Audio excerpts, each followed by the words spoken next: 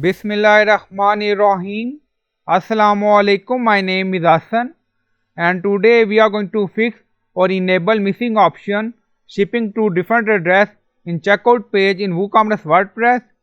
Before starting work, it's my request, please subscribe my channel. Thank you. Now back to our work. So we are in checkout page. Now you see additional information. You don't see shipping to different address option. So we are going to enable it. Now go to WordPress dashboard. On left side you see WooCommerce and then you see settings, so click on it, and then you see shipping tab, so again click on it. Now we are in shipping tab, scroll down and then you see shipping zone, so we are going to create shipping zone, and then you see button add shipping zone, so click on it, and then you see zone name, so you can add zone name, shipping, and then you see zone region. If you don't select zone region, so by default it's work for all region.